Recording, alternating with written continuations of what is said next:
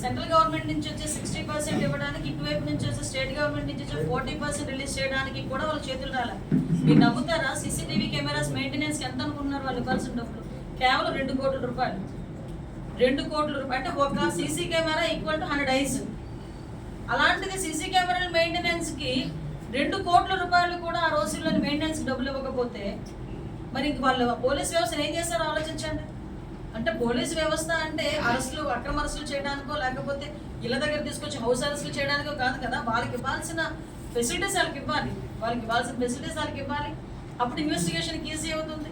కానీ finger print authentication system అంతా నాశనం చేశారు. దానికి మెయింటెనెన్స్ లేదు, కెమెరాస్ లేవు, సీసీ కెమెరాస్ లేవు, ఒక సైబర్కి సంబంధించిన ఎటువంటి టెక్నాలజీ లేదు.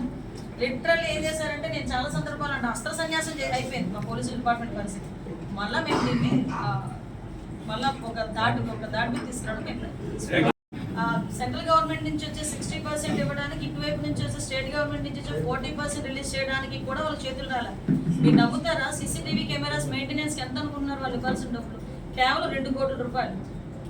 2 కోట్ల రూపాయలు అంటే ఒక CC camera equal to 100 ice. అలాంటిది సీసీ కెమెరాల మెయింటెనెన్స్కి 2 కోట్ల రూపాయలు కూడా ఆ రోజుల్లోని మెయింటెనెన్స్ డబ్బులు ఇవ్వకపోతే మరి ఇంక వాళ్ళు పోలీస్ వ్యవస్థను ఏం చేస్తారో ఆలోచించండి.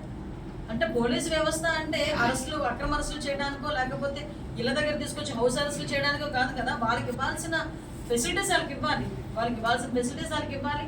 అప్పుడు ఇన్వెస్టిగేషన్కి ఈజీ అవుతుంది. కానీ ఫింగర్ ప్రింట్ అథెంటికేషన్ సిస్టమ్ అంతా నాశనం చేశారు. దానికి మెయింటెనెన్స్ లేదు, కెమెరాస్ లేవు, సీసీ కెమెరాస్ లేవు, ఒక సైబర్కి సంబంధించిన ఎటువంటి టెక్నాలజీ లేదు. లిటరల్లీ ఏం చేశారంటే, నేను చాలా సందర్భాలు అంటే అస్త్ర సన్యాసం అయిపోయింది మా పోలీసు డిపార్ట్మెంట్ పరిస్థితి. మళ్ళీ మేము దీన్ని మళ్ళీ ఒక దాటి తీసుకురావడం. 4 మందిని అరెస్ట్ చేసి వాళ్ళందరూ కూడా ఇప్పటికీ రిమాండ్లో వినండి. పోక్సో యాక్ట్ ప్రకారం, యాక్చువల్గా పోక్సో యాక్ట్ ప్రకారం ఆ అమ్మాయిని ఆ రోజు అమ్మాయికున్న హెల్త్ కండిషన్ బేస్ చేసుకొని ఇమీడియట్గా అమ్మాయిని 2 months నుంచి హాస్పిటల్లోనే ఉంచి మొత్తం అంతా కేర్ టేక్ అంతా గవర్నమెంట్ తీసుకుంటాం. నిన్న మొన్న అమ్మాయి కూడా ఒక బేబీకి బర్త్ ఇచ్చారు, ఒక బిడ్డకి జన్మనిచ్చింది. సో ఇప్పుడు ఏంటంటే కేస్ ట్రయల్స్ ఉన్నప్పుడు యాక్చువల్గా పోక్సో యాక్ట్ ప్రకారం మైనర్ బాలిక మీద, దళిత బాలిక మీద ఇలాంటి జరిగినప్పుడు ఒక 2 lakhs రూపీస్ గవర్నమెంట్ నుంచి వస్తుంది. దానికి సంబంధించి ఫేజెస్ వారీగా వస్తుంది. అది కేసు ఫేజెస్ వారీగా వస్తుంది. యాజ్ పర్ దట్ మేము అన్నీ కూడా అమ్మాయికి ఎక్కడ అన్యాయం జరగలేము, ఆ అమ్మాయిని అన్ని విధాలు మేడం, ఈ మధ్యన భర్తను చంపే భార్యల అసలు కేసులు ఎక్కువ అవుతున్నాయి. ఎందుకు కారణాలు? దాని కేస్ స్టడీస్ ఏమన్నా ఉన్నాయా? కేస్ స్టడీస్ కాదండి, అంటే ఈ సంఘటనలు వర్సెస్ రోజు వెంటనే ఎవరైతే అబ్బాయి ఉన్నాడో అది కొంచెం మిస్టీరియస్ గానే ఉంది. బట్ జస్ట్ ఒక 2 days మా పని మేము చేసుకుంటున్నాం. ఎక్కువ మనం మాట్లాడకూడదు దాని గురించి. మేడం, ఈ మధ్యన రాష్ట్రంలో చాలా శుభపరిణామం. ముఖ్యంగా మడకశిర నియోజకవర్గానికి సుపరిపాలన తొలి అడుగు కార్యక్రమానికి ఇక్కడికి రావటం, ఈరోజు మీ అందరితోనే కూడా ఒక మంచి వాతావరణంలో ఎన్డీఏ కూటమి వచ్చిన తర్వాత సంవత్సరం పాలన మీద ఒకసారి ప్రజల వద్దకు వెళ్ళి ప్రజల తాలూకా కష్టసుఖాలు తెలుసుకొని సంక్షేమ కార్యక్రమాలు అందుతున్నాయా లేదా, లేకపోతే ఇంకా సంక్షేమ కార్యక్రమాలు ఎలా ఇవ్వాలి, అదేవిధంగా అభివృద్ధి కార్యక్రమాలు ఎలా ఉన్నాయి అన్న ఒకటి తెలుసుకోవడం ఒక ఎత్తు అయితే, రాబోయే 4 సంవత్సరాల కాలంలో ఒక ప్రణాళికను ఏర్పాటు చేసుకొని ప్రతి నియోజకవర్గాన్ని కూడా అభివృద్ధి పదంలో ముందుకు తీసుకెళ్లడమే కాకుండా ప్రతి ఒక్కరికి కూడా, ప్రతి కుటుంబానికి కూడా లబ్ధి చేకూరేటట్టుగా, ప్రతి కుటుంబం కూడా రేపు పొద్దున్న ఏదో సంక్షేమ కార్యక్రమాలు ఇస్తారు వాళ్ళతోనే బతుకుదామన్న నేపథ్యంలో కాకుండా వాళ్ళ సొంత కాళ్ళ మీద వాళ్ళు బతికే ఏర్పాటు చేయడానికి కూడా ఈరోజు గౌరవ ముఖ్యమంత్రి గారు నారా చంద్రబాబు నాయుడు గారు, అదేవిధంగా ఉప ముఖ్యమంత్రి గారు పవన్ కళ్యాణ్ గారు నిరంతరం కృషి చేయడం, దాని మీద కూడా ఒక పక్కా ప్రణాళికను ఏర్పాటు చేసుకోవడానికి మేము ముందుకు రావడం, అందులో భాగంగానే 2047 విజన్తో పాటు 2029 విజన్ పెట్టుకొని P4 విధానంలో ఈరోజు అభివృద్ధి కార్యక్రమాలు, సంక్షేమ కార్యక్రమాలతో పాటు వాళ్ళకి ఒక మంచి వాతావరణంలో కుటుంబాన్ని నడిపే విధంగా ఈరోజు ముందుకు తీసుకెళ్లడం అనేది జరుగుతుంది. దీనిలో భాగంగానే మీ అందరికీ తెలుసు, లాస్ట్ 5 years వ్యవస్థలన్నీ కూడా నిర్వీర్యం అయిపోయినప్పటికీ కూడా, చెతికిల పడిపోయిన ఆర్థిక వ్యవస్థ ఉన్నప్పటికీ కూడా ఇచ్చిన హామీలు నెరవేర్చే దిశగా ముందుకెళ్ళడం ఒక ఎత్తు అయితే, అట్ ద సేమ్ టైం అభివృద్ధిని కూడా ముందుకు తీసుకెళ్లాలన్న దృక్పథంతో ఈరోజు అన్ని నియోజకవర్గాలు, అంటే ఏదో అమరావతిని డెవలప్ చేస్తున్నారు లేకపోతే వైజాగ్లోనే కంపెనీలు వస్తున్నాయి అన్నది కాకుండా ఈరోజు రాయలసీమ మీద ప్రత్యేకంగా దృష్టి పెట్టి ఫస్ట్ ఆఫ్ ఆల్ రాయలసీమను కూడా అభివృద్ధి చేయాలి అని చెప్పి, ప్రతి ఒక్క సమన్యాయం చేయాలి అన్ని ప్రాంతాలని అని చెప్పి ఈరోజు గౌరవ ముఖ్యమంత్రి గారు కంకణం కట్టుకొని ఈరోజు కొన్ని ఫ్యాక్టరీస్ని కొన్ని పరిశ్రమల్ని ఇటువైపు తీసుకొచ్చే పరిస్థితి మీ అందరికీ తెలుసు. హంద్రీనీవా నుంచి 2018లోనే ఇక్కడ వాటర్ ఇచ్చిన సందర్భం. ఆ తర్వాత లాస్ట్ 5 సంవత్సరాలు దాని గురించి ఎవరు పట్టించుకోలేదు. మళ్ళీ మాకు ఎన్డీఏ కూటమి వచ్చిన తర్వాత హంద్రీనీవా నుంచి వాటర్ ఇచ్చే పరిస్థితి కూడా ఈరోజు కనిపిస్తూ ఉంది. రాబోయే కాలంలోని ఎక్కడా కూడా అనంతపురం జిల్లాలో ఎక్కడా కూడా తాగునీటికి కానీ సాగునీటికి కానీ ఇబ్బంది లేకుండా చూసుకునే బాధ్యత. అట్ ద సేమ్ టైం మీ అందరికీ తెలుసు, సుమారుగా ఇక్కడ ఈ నియోజకవర్గంలో చూసుకుంటేనండి ఎస్పెషల్లీ ఉమెన్కి ఎంపవర్మెంట్ ఇచ్చే విధంగా గార్మెంట్ ఫ్యాక్టరీ లో ఇంచుమించు 3,500 మందికి ఈరోజు ట్రైనింగ్ ఇచ్చి యాజ్ ఎల్ యాజ్ పాసిబుల్ ఆ గార్మెంట్ ఫ్యాక్టరీని కూడా ఈరోజు ప్రారంభోత్సవం చేసుకొని దగ్గర 3,500 మహిళలకి ఈరోజు ఉపాధి కల్పించడం. అంటే 3,500 కుటుంబాలని ఈరోజు ఉపాధి కల్పించే దిశగా ఈరోజు గార్మెంట్ ఫ్యాక్టరీ ముందుకెళ్ళడం. అదేవిధంగా మీ అందరికీ తెలుసు, సుమారుగా మడకశిర మండలంలోనే 7,000 కోట్లతోని 2,000 మెగావాట్ల సోలార్ పార్క్కి ఈరోజు ఏర్పాట్లు చేయడానికి శ్రీకారం చుట్టింది. దీని మీద ల్యాండ్ ఎక్విజిషన్ కూడా జరుగుతుంది. ఆల్రెడీ గ్రామ సభలు కూడా జరుగుతున్నాయి. అది పూర్తయిన వెంటనే as L as possible solar park కూడా ఇక్కడ మనకి వచ్చే పరిస్థితి కనిపిస్తూ ఉంది. ఎస్పెషల్లీ ఇప్పుడు వరకు మేము అప్పుడు ఇచ్చిన నిరుద్యోగ భృతిని తీసేసడం పక్కన పెట్టి కనీసం లాస్ట్ 5 సంవత్సరాల్లో కనీసం ఒక్క జాబ్ మేళలో కూడా పెట్టకుండా మళ్ళీ జాబ్ క్యాలెండర్ అని చెప్పి సాక్షి క్యాలెండర్లు విడుదల చేసిన పరిస్థితి కూడా మీకు గుర్తు చేయాలి. ఈ రోజు మేము వచ్చిన తర్వాత మేము మా టార్గెట్ గౌరవ లోకేష్ బాబు గారు యువకాలం పాదయాత్రలో టార్గెట్ ఇచ్చిన 20 లక్షల ఉద్యోగాలకి కూడా ఈరోజు అనేక కంపెనీస్ ద్వారా కొన్ని వేల ఉద్యోగాలకి ఈరోజు మా చేతిలో ఉన్నా కూడా ఈరోజు గ్రామీణ యువతకి కూడా ఉపాధి కల్పించాలి, అది కూడా ఇమీడియట్గా ముందుకు రావాలనే ఉద్దేశంతో ప్రతి 3 monthsకి ఒకసారి ప్రతి నియోజకవర్గానికి జాబ్ మేళ కన్ఫర్మ్గా చేస్తాం. ఎన్నో ఎవిడెన్స్లు ఉండి పక్కా ఎవిడెన్స్లు ఉంటేనే కానీ ఒక ఎంపీని అరెస్ట్ చేయలేం. ఈరోజు నాలాంటి దాన్నో మీలాంటి దాన్నో తీసుకొచ్చి ప్రతిపక్షంలో ఉన్నప్పుడు ఎలాగోలా చేసేయచ్చు, ఏదైనా కేసు పెట్టవచ్చు. కానీ ఒక ఎంపీ మీద అరెస్ట్ చూపించారు అనేటప్పుడు వితౌట్ ఎనీ ఎవిడెన్స్ చేయకూడదు అలా ఏమి రూల్ ఏం లేదు. వితౌట్ ఎవిడెన్స్ ఉంటేనే మేము చేస్తాం, ఎవిడెన్స్తోనే చేశారు. కాబట్టి అవన్నీ అక్రమమా సక్రమా అని కోర్టులు తెలుస్తాయి, కోర్టులు తెలుసుకోండి. దానికి ఎందుకు ఎక్కడ కూర్చో గగ్గోలు పెట్టడం? పర్మిషన్ కూడా వితౌట్ ఎనీ ప్రికాషన్స్ అవన్నీ తీసుకోకుండానే ఎవరు చేయరు కదా. మీకు యాజ్ పర్ రూల్ ఈరోజు అన్ని రిమాండ్ ఇచ్చారంటే కోర్టు రిమాండ్ ఇచ్చిందంటే కోర్టు ఆదేశాలను గౌరవించాలి. మనం కోర్టు ఆదేశాలను గౌరవించాలి అనుకుంటే కోర్టు అన్ని సక్రమంగా ఉంటేనే కదా, వాళ్ళ ఫైలింగ్ అంతా సక్రమంగా ఉంటేనే కదా రిమాండ్ కూడా ఇచ్చేది. కొన్ని సందర్భాల్లో కొన్ని ఇష్యూస్లో ఎంత నిజంగా నేరస్తుడైనా కూడా అక్కడికి వెళ్ళేసరికి కోర్టుకి సరైన ఆధారాలు సబ్మిట్ చేయకపోతే వాళ్ళు రిమాండ్ కూడా ఇవ్వరు. అది కోర్టుకున్న రూల్. ఇప్పుడు మీరు అన్నట్టు ఏదో ఫైల్ అది ఏమి తేల్చేసారు, తేలిపోలేదేమి, అండర్ గోయింగ్ వెళ్తున్నది, ప్రొసీజర్ అంతా వెళ్తుంది. ఒక ఏదో మదనం అన్నది స్టార్ట్ అయింది. ఎందుకంటే ఒక సందర్భంలో సైకలాజికల్ ఆస్పెక్ట్స్ కూడా మనం పరిగణలోకి తీసుకోవాల్సిన అవసరం ఉంది. ఎందుకంటే ఒక పక్క సోషల్ మీడియా పెరుగుతుంది, ఒక పక్క టెక్నాలజీ పెరుగుతుంది. కొన్ని సందర్భాల్లో అంటే మూవీస్లో కూడా అన్ని ఆల్ మూవీస్ కొంత క్రైమ్ పెరుగుతోంది, లిటరలీ క్రైమ్ పెరుగుతోంది. మొన్న రీసెంట్గా ఏదో సినిమా చూశాను, ఒక మార్క్స్ ఏదో భయవేసింది. అంటే కొన్ని సందర్భాల్లో ఆ హింసను ప్రేరేపించే విధంగా మూవీస్ కానీ సీరియల్స్ కానీ ఇలాంటివన్నీ ఉన్న నేపథ్యాల్లో సంథింగ్ అక్కడ ఒక సైకలాజికల్ ఆస్పెక్ట్ కూడా మనం కూడా పరిగణలోకి తీసుకోవాలి. దీని మీద కూడా చిన్న మేధోమథనం జరుగుతుంది, అంటే ఒక రీసెర్చ్ జరుగుతుంది. మనం దాని మీద కూడా ఒక స్టాప్ చేయాల్సిన బాధ్యత ఉంది.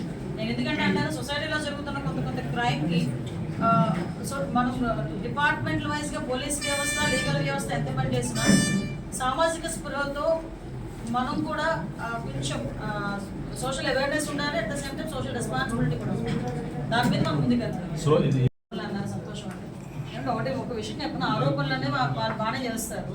ఇప్పుడు అక్రమ అరెస్ట్ అన్నదానికి మా దగ్గర ఎక్కడ స్కోప్ లేదు. వితౌట్ ఎనీ ఎవిడెన్స్ ఎవరిని అరెస్ట్ చేయలేదు. కానీ లాస్ట్ గవర్నమెంట్లో అది జరిగింది. ఫర్ ఎగ్జాంపుల్ నేనే ఉన్నా, నేను రాజు పులివెందుల్లో ఒక నాగమ్మ అనే ఒక ఆవిడని హత్య చేస్తే, బ్రూటల్గా హత్య చేస్తే మేము వెళ్ళాము. మేము వెళ్ళి చేసిన తప్పేంటి? మేము అక్కడికి వెళ్ళి కనీసం మమ్మల్ని ఎక్కడికి పోనివ్వలేదు. మేము వెళ్ళి డిఎస్పీకి రిప్రజెంటేషన్ ఇచ్చి వచ్చినాం. డిఎస్పీకి రిప్రజెంటేషన్ ఇచ్చి వస్తే మా ఇద్దరి మీద అట్రాసిటీ కేసు పెట్టారు. అది అక్రమ కేసు, రైట్? సో చాలా మంది ఒక సోషల్ మీడియాలో ఒక పోస్ట్ని ఫార్వర్డ్ చేసినందుకు, ఒక వచ్చిన పోస్ట్ని రీట్వీట్ చేసినందుకు, ఫార్వర్డ్ చేసినందుకు ఒక కేసు పెట్టారు. అది అక్రమ కేసు.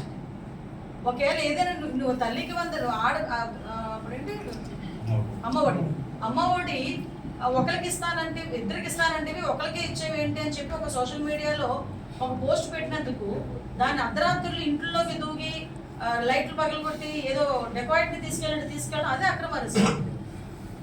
అర్థమైందా? అసలు సంబంధమైన విషయంలో ముఖ్యమంత్రి అన్ని సంవత్సరాలు ముఖ్యమంత్రి చేసిన వ్యక్తిని, ప్రతిపక్ష హోదా కలిగిన వ్యక్తిని 53 రోజులు మీరు అక్రమంగా అరెస్ట్ చేసి జైల్లో పెట్టారు. అదే అక్రమ అరెస్టులు అంటే. ఈరోజు సాధారణంగా జగన్మోహన్ రెడ్డి ఊర్లోకి వస్తున్నాడంటేనే షాపులన్నీ మూయించేసి మా ఇంట్ల దగ్గర హౌస్ అరెస్టులు చేసి మమ్మల్ని కూడా రోడ్డు మీదకి రానకుండా చేశారు. అవి అక్రమ అరెస్టులు అంటే. ఇవి కాదు అక్రమ అరెస్టులు అంటే. సక్రమంగా జరుగుతున్న ప్రక్రియ. ప్రస్తుతానికి ఒక 3 సైబర్ క్రైమ్ పోలీస్ స్టేషన్స్తో మనం నడిపిస్తున్నాం. కానీ ఇప్పుడు జిల్లాకు ఒక సైబర్ క్రైమ్ పోలీస్ స్టేషన్ ఇవ్వడానికి కూడా గౌరవం దీని మీద ఆదేశాలు ఒకటి దాని మీద జరుగుతుంది.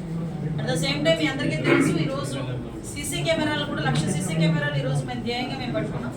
అట్ ద సేమ్ టైం ప్రతి నియోజకవర్గంలోని కూడా ప్రతి గ్రామంలోని సీసీ కెమెరాలు ఏర్పాటు చేయడానికి సిద్ధపడుతున్నాం. ప్రతి పోలీస్ స్టేషన్కి ఒక 2 డ్రోన్స్ ఇచ్చే పరిస్థితుల్లో కనుక కనిపిస్తాం. ఎక్కడైనా ఒక మాస్ గ్యాదరింగ్ జరుగుతుంది అంటే మా పోలీసింగ్ కూడా ఎలా జరుగుతుందంటే ఇది డ్రోన్ జరిగే పరిస్థితి కూడా కనిపిస్తాం. సో ఇప్పుడు కొన్ని ఏరియాస్లో డ్రోన్స్ కూడా 8.5 lakh 9 lakh కొనుక్కున్నాం. అయినా కూడా ఇన్వెస్ట్ చేస్తాం. అది విత్ సైలెంట్ విత్ మైక్తో పాటు ఆ డ్రోన్ వెళ్తుంది అనమాట. అరౌండ్ 5 kilometers రేడియస్లో తిరుగుతూ ఉంటాం. సో టెక్నాలజీని యూజ్ చేసుకుంటున్నాం. సైబర్ క్రైమ్ తగ్గాలి. మీకు తెలుసు పోక్సో కేసెస్లో కూడా మ్యాక్సిమం కన్విక్షన్ అతి తొందరగా తీసుకురావడానికి మేము ప్రయత్నం చేయడమే కాదు, చాలా కేసుల్లో మేము సక్సెస్ అయ్యాం. గాంజా లాంటి వాటి మీద కూడా ఉక్కుపాతం పంపడానికి ఈగల్ని ఎస్టాబ్లిష్ చేసాం. ఈగల్ ద్వారా కల్టివేషన్ అయితే మేము ఎంతో కొంత అరికట్టగలిగాం. గాంజా కల్టివేషన్ని. ఈ ట్రాన్స్పోర్టేషన్ అనే దాని మీద కూడా ప్రత్యేకమైన దృష్టి పెట్టాం. దీనిలోని ఈవెందో మీకు ఒక విషయం చెప్పాలి, స్కూల్స్లో కూడా సేఫ్ క్యాంపస్ అని చెప్పి ఒక ప్రోగ్రామ్ పెట్టుకొని స్కూల్స్లో కూడా ఈ గాంజాయి వాడకం కనుక ఎక్కడైనా ఉంది అంటే ప్రైవేట్ స్కూల్స్ అయితే ప్రైవేట్ స్కూల్స్, గవర్నమెంట్ స్కూల్స్ అయితే గవర్నమెంట్ స్కూల్ యాజమాన్యాలని కూడా మేము ట్రిగర్ చేసే విధంగా, ఫిక్స్ చేసే విధంగా మేము అంత చర్యలు తీసుకుంటాం. ఇంతకుముందు మీకు తెలుసు ఒక యాంటీ ర్యాగింగ్ యాక్ట్ వచ్చింది. సో ఇంచుమించుగా అదే రేంజ్లో ఈ గాంజా కన్సంప్షన్ ఎక్కడైనా ఉంది అనుకునేటప్పుడు మాకు దొరికితే NDPSలో డెఫినెట్గా స్కూల్స్ మీద కూడా యాక్షన్ తీసుకునే పరిస్థితుల వరకు మేము తీసుకెళ్లే పరిస్థితి ఉంది. 500 మందికి పైగా ఉద్యోగ అవకాశాలు కల్పించిన పరిస్థితి. అంటే రెండోసారి కూడా మనం చేస్తారండి. దగ్గర 20 కంపెనీలతోనే ఈరోజు కొలాబరేట్ అయ్యి ఈ 26th ఇక్కడ జాబ్ మేళా కండక్ట్ చేయడానికి కూడా ఈరోజు సిద్ధపడుతున్నాం. ముఖ్యంగా ఒక ఇండోర్ స్టేడియం మనం ఏర్పాటు చేసుకోవడం కానీ, ఎస్పెషల్ డిఫెన్స్ పరిశ్రమ 2,700 కోట్లతో ఏర్పాటు చేయడం. డిఫెన్స్ పరిశ్రమ దగ్గర నుంచి మాట్లాడుకుంటే ఎక్కడెక్కడో రావాల్సిన డిఫెన్స్ పరిశ్రమలు ఈరోజు రాయలసీమలో, దట్టు మనం చుట్టూ ఉన్న మడకసర్లో ఈరోజు చూడబోతున్నాం. కియా ఫ్యాక్టరీ ఎక్కడో జరుగుతాయి ఇలాంటి కార్ల ఫ్యాక్టరీ అనుకున్న పరిస్థితి నుంచి ఈరోజు అనంతపురం జిల్లాలో కియా అన్నది ఈరోజు మనకి ఏర్పాటు చేసుకుని అనంతపురం జిల్లా వాసులకి ప్రపంచాన్ని పరిచయం చేసే పరిస్థితుల్లో ఈరోజు గౌరవ ముఖ్యమంత్రి గారు ఆ రోజు చేశారు. మళ్ళీ లాస్ట్ 5 సంవత్సరాలు మీరు ఇంకో రకంగా వాళ్ళు పరిచయం చేశారు కియాని.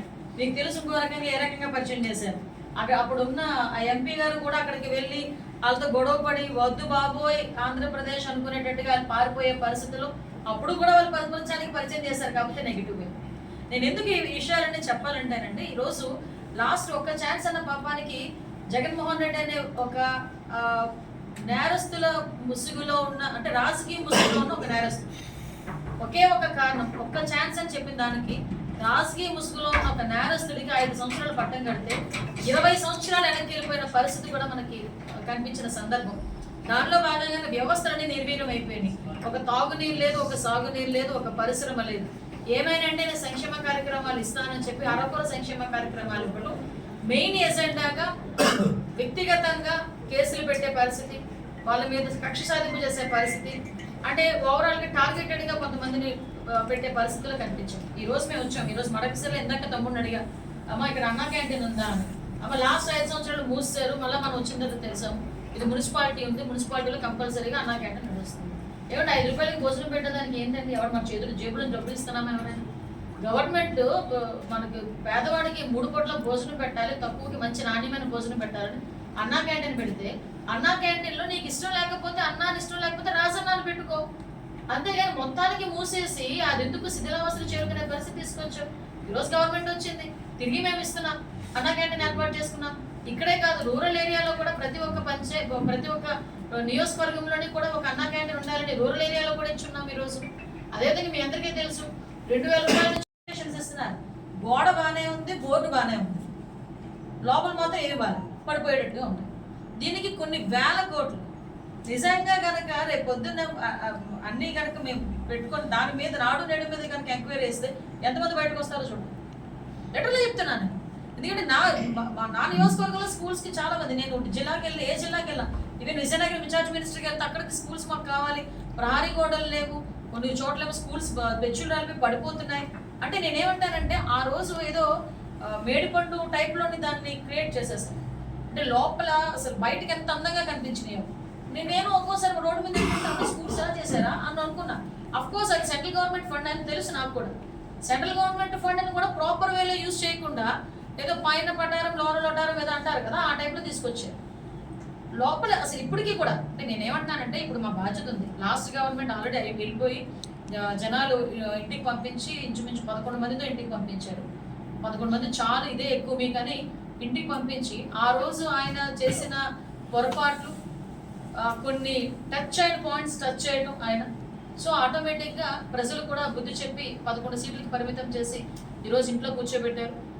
మేము చేసుకోవాల్సిన బాధ్యత మా మీద ఎంతో నమ్మకంతో గౌరవ ముఖ్యమంత్రి గారు చంద్రబాబు నాయుడు గారిని, అదేవిధంగా పవన్ కళ్యాణ్ గారిని, మోడీ గారిని దీవించి ఈరోజు ఎన్డీఏ కూటమికి 164 సీట్లు ఇచ్చి ఈరోజు మమ్మల్ని కూర్చోబెట్టినందుకు జరిగిపోయిన దాని గురించి ఒక పక్క చెప్తూనే జరగాల్సింది కూడా మేము చేయాల్సిన బాధ్యత మా మీద ఉంది. కాబట్టి ఈరోజు 1 సంవత్సరంలోనే గ్రామాల్లోకి వచ్చామండి. అదే తెలుగు మా ఎన్డీఏ కూటమి తాలూకా క్రెడిట్స్ అర్థం చేసుకోండి.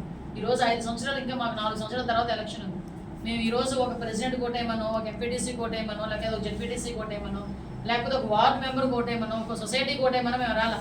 అమ్మా మీరు ఎలా ఉన్నారు, మీ సాధకవాదులు ఏంటి అని అడగడానికి ఈరోజు ఊర్లలోకి మేము తొలి అడుగు సుపరిపాలన కార్యక్రమానికి వస్తున్నామంటేనే ఒకసారి జనాలకి మా మీద ఉన్న నమ్మకం, అట్ ద సేమ్ టైం మా బాధ్యత రెండూ కూడా కనిపించాలని ఉద్దేశంతో ఈరోజు మేము వచ్చాం.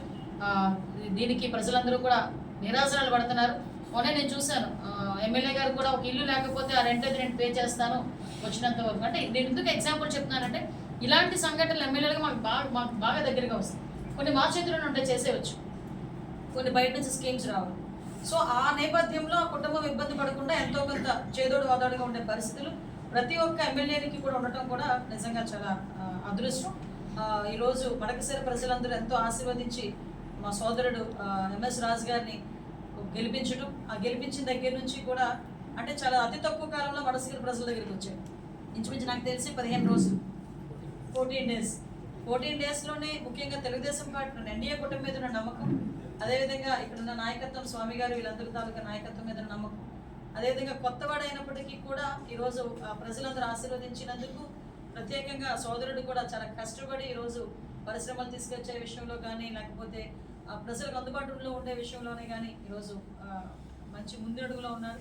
దానికి కూడా ఈరోజు ఆశీర్వదించి గౌరవ ముఖ్యమంత్రి గారు సోదరుడికి తిరుపతి దేవస్థానం బోర్డు మెంబర్ కూడా ఇవ్వడం, అది తెలుగుదేశం పార్టీలో నమ్మకంగా ఉండి కష్టపడి పనిచేసిన వాళ్ళకి వచ్చే అదృష్టం అని చెప్పుకోవాలి. అది ఒక ప్రతిఫలం అని చెప్పుకోవాలి. అది తెలుగుదేశం పార్టీలో మాత్రం